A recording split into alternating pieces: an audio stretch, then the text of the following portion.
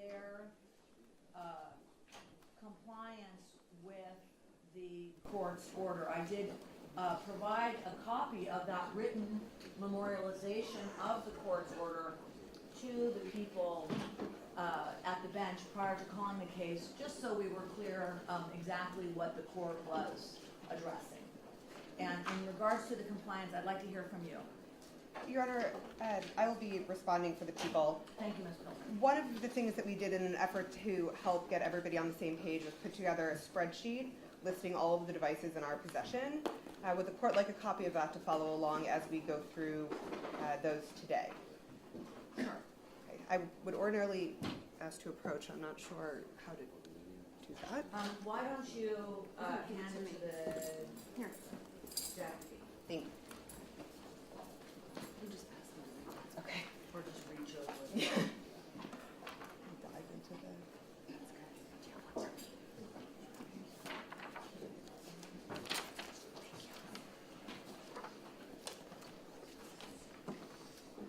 All right, and I will indicate also, for purposes of the record, at yesterday's hearing, I was provided with a declaration from Richard Green, and today I've been provided with a declaration of Rachel Aragon and Richard Green regarding the specific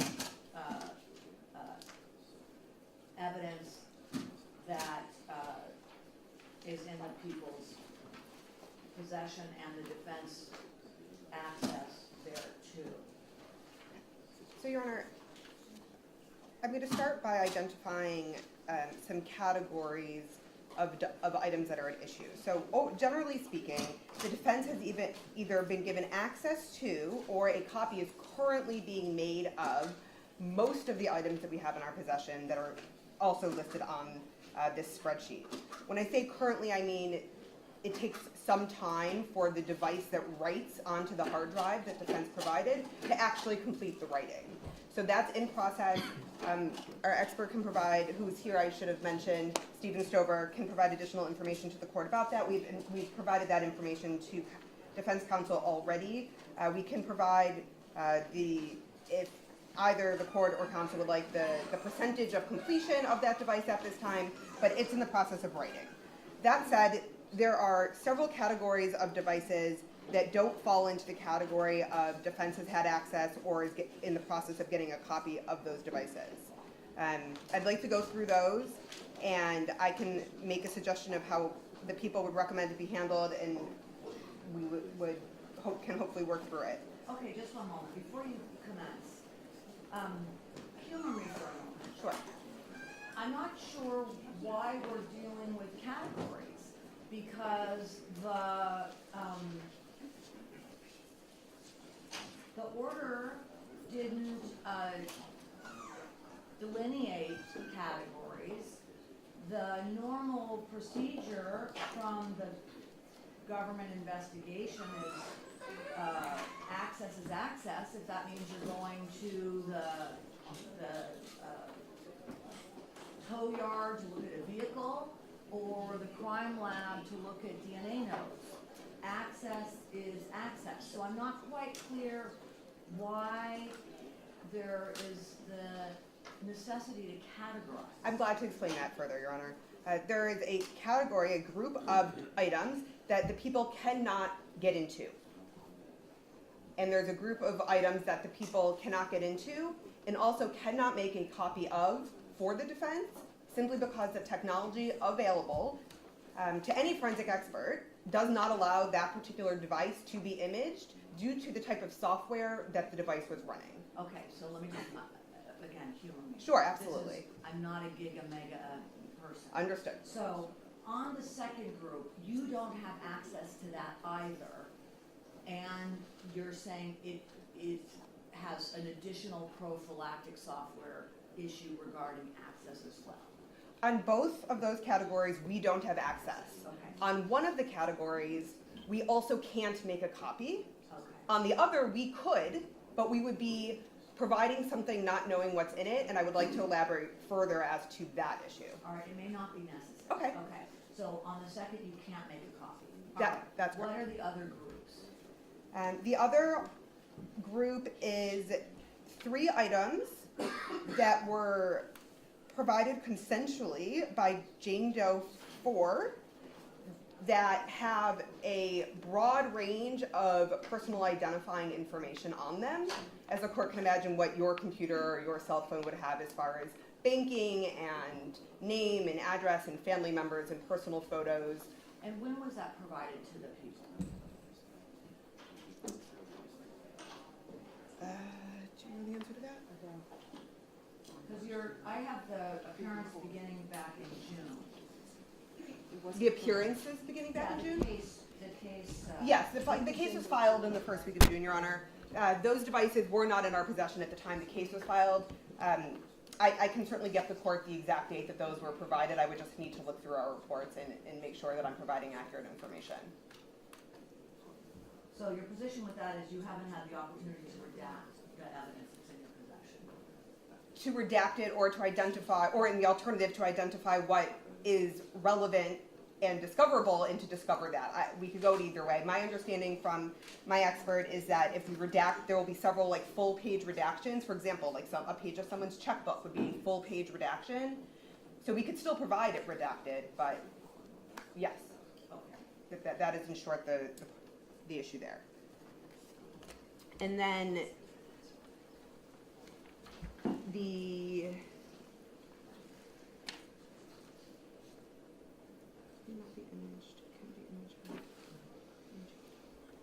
and then the other category of devices, which I think we've resolved adequately, but I'll just make the court aware, are, well, there's two further. There's devices that have content that we've identified as child pornography. What we've done with those is we've provided defense with a PDF file of the metadata in the everything but the photos and videos. And then we've made the photos and videos available to them to review, which they've been doing since Monday. Okay. There's also a group of devices that have what our experts refer to as age difficult images, where there is breast development, but the girls look quite young. So we are not at this juncture in a position to say with absolute certainty these are 18 or 19-year-olds rather than 15, 16, or 17-year-olds. Are you putting those items or images in the category of child pornography? No, those are separate because child pornography means we've identified them with certainty as being under 18. Age difficult means we have not been able to confirm their identities yet. Okay. But we have some concern based on the nature of the case and the other devices where we have confirmed it that they may be minors. So without further due diligence, we didn't want to simply copy the images and provide them. Rather, those also, we've handled those the same way as the child So pornography. the metadata has been provided and the images are available? Correct. Okay.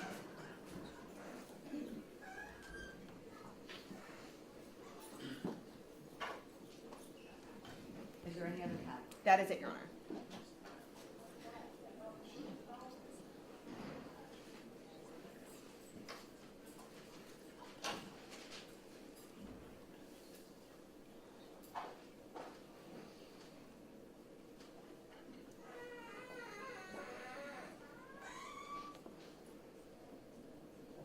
The groups of evidence that you have not been able to access,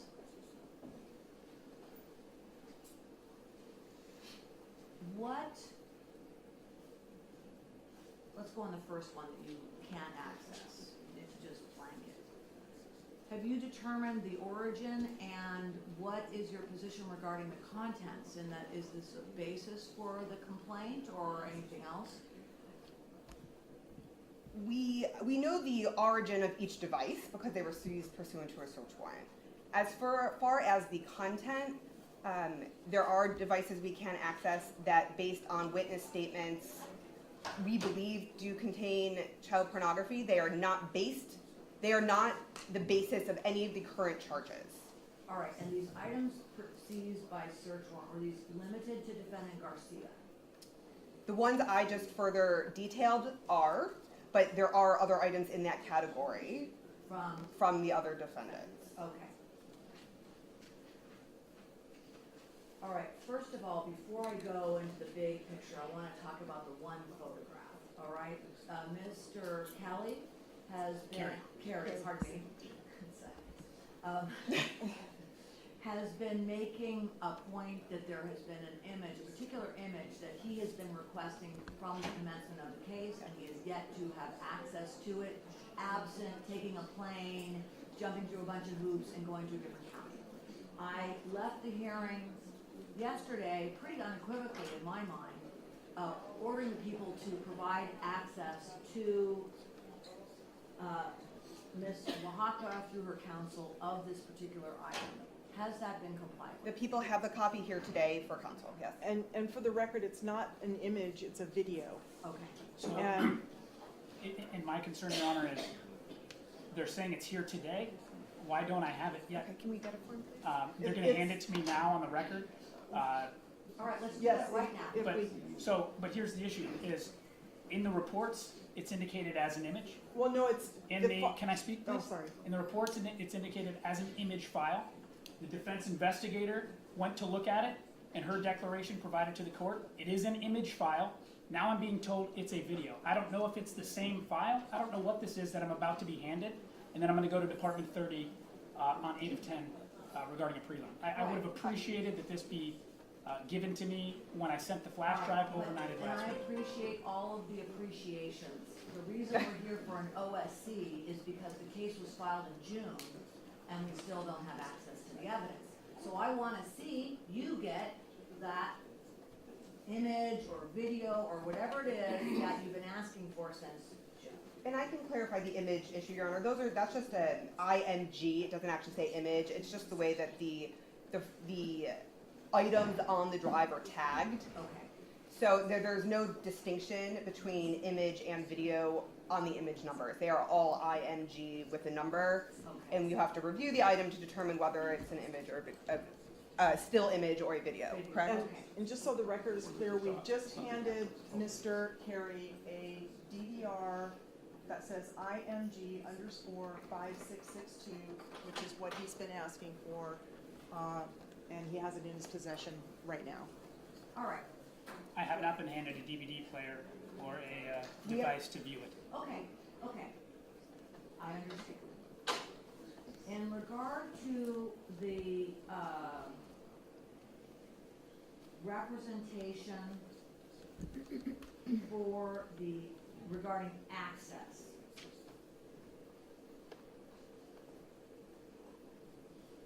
people's position is anything that doesn't fall into these categories that they have defined, defense has been provided access. Is that right? I just want to make sure the record's very accurate. So they've been provided access to some of the things in that category by way of viewing the images that we couldn't physically give them to take home with them. Okay. But in addition to that, the items that don't fall into that category have been provided to them to take home with them on a hard drive that the defense provided. All right. And I think I'd speak for Mr. Rodriguez and myself, just to separate us a little bit. And I think the court is aware. They're saying discovered and given access. This is in Fresno, where our clients don't have the means to fund the kind of operation to send me an investigative team. I believe Mr. Rodriguez is in the same position. That's correct, yeah. So although they're saying it's available in Fresno, we have not seen any of these items that they're discussing. Okay.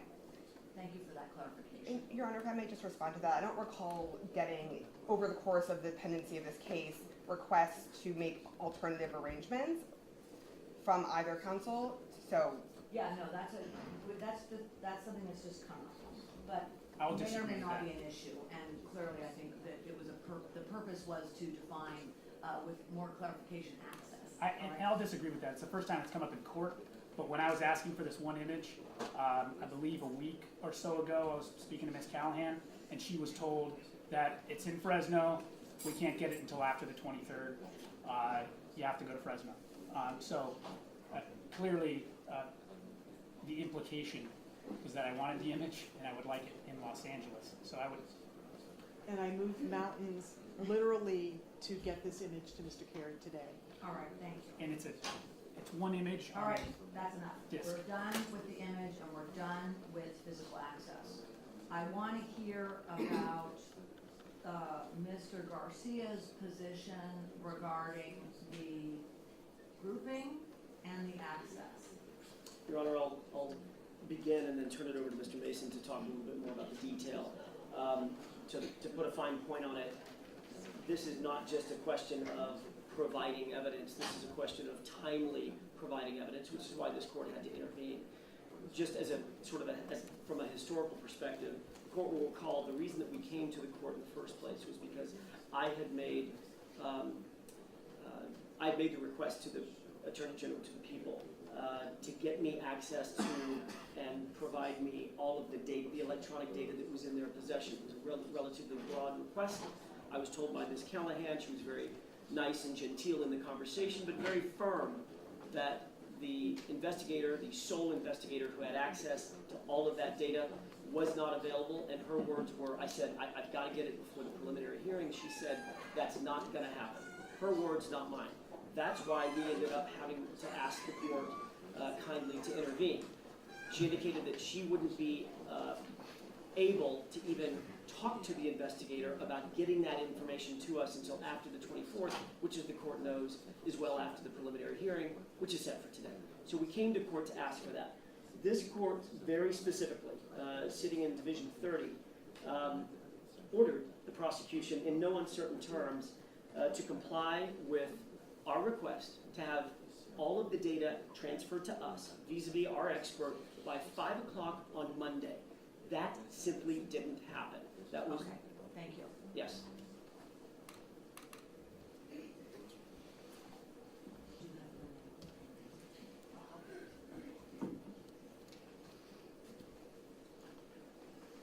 Thank you, Your Honor.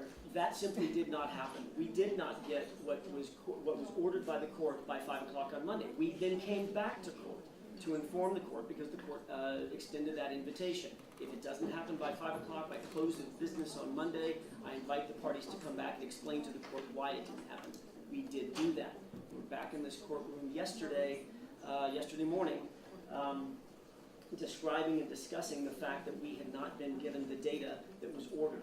Yesterday, the court made an unequivocal order, or I should say an unequivocal reiteration of its Friday order that we are to be granted and provided all of the data. And this is how the court styled that order.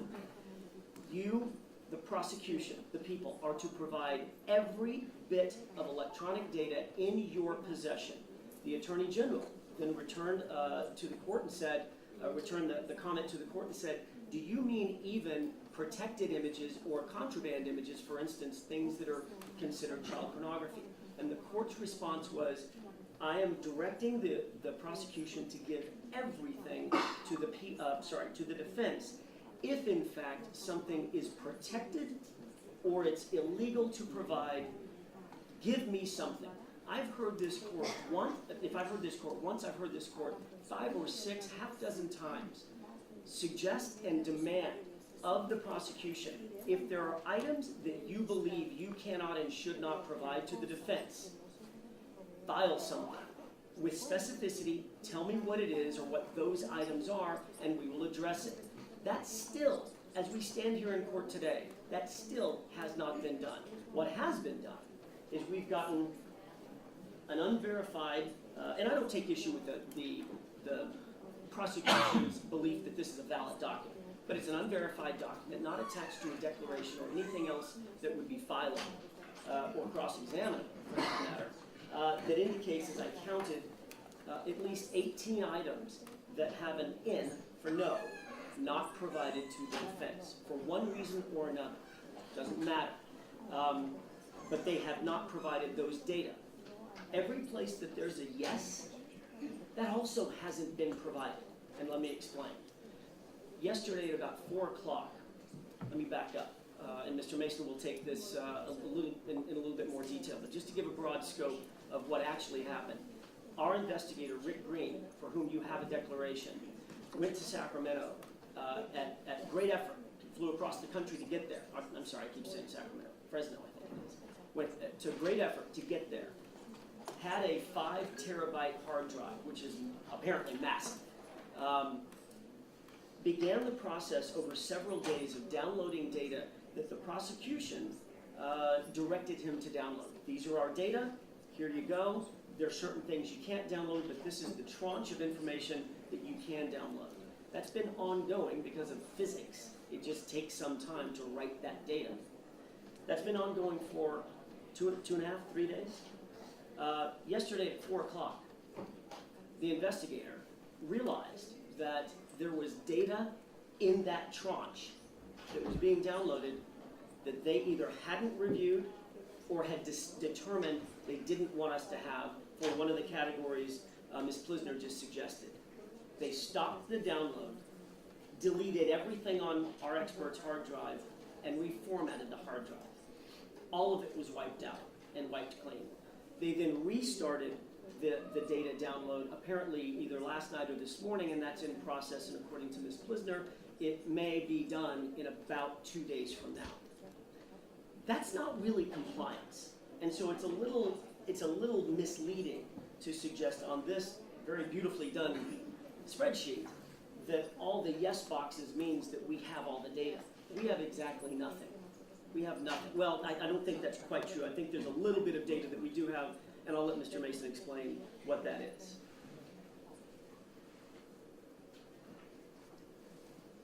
So during the download process, which was taking many, many hours. Yes.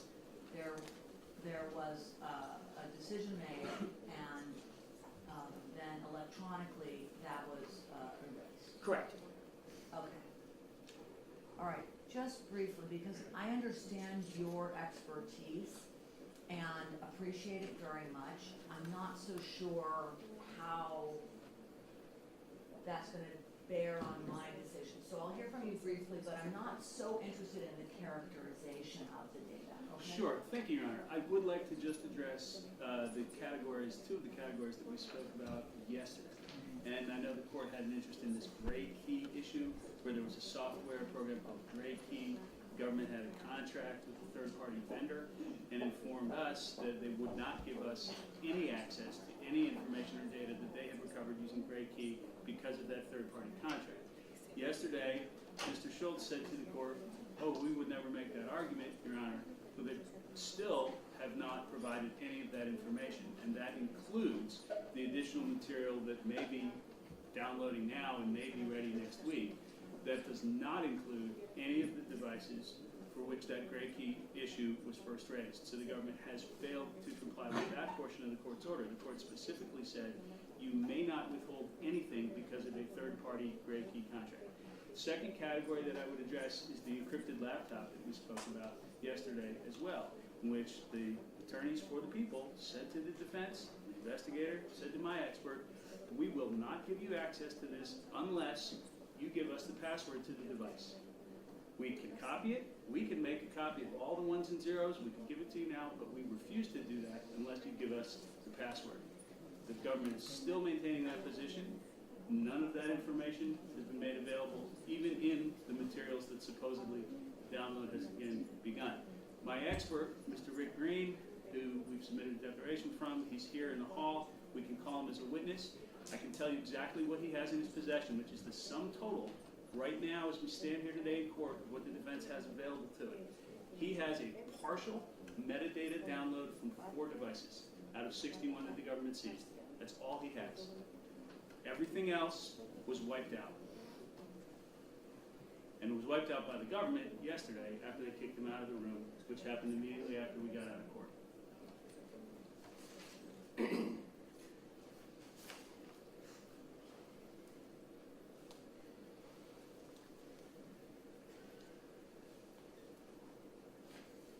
All right, I have what I need to make a ruling. I am going to take it under submission briefly. I'm going to call some matters in my calendar, and I'll come back with those. Thank you, Your Honor. Thank you. Your Honor, may I just clarify? I'm not sure that the issue regarding Gray Key that was just articulated is entirely correct. So, I didn't see that as one of your categories, and Right. the court was pretty clear that the court didn't recognize that as a legitimate category. okay. Okay? All right, so I'm going to recess this matter for a moment, give me a little opportunity to get some business taken care of, and I'll be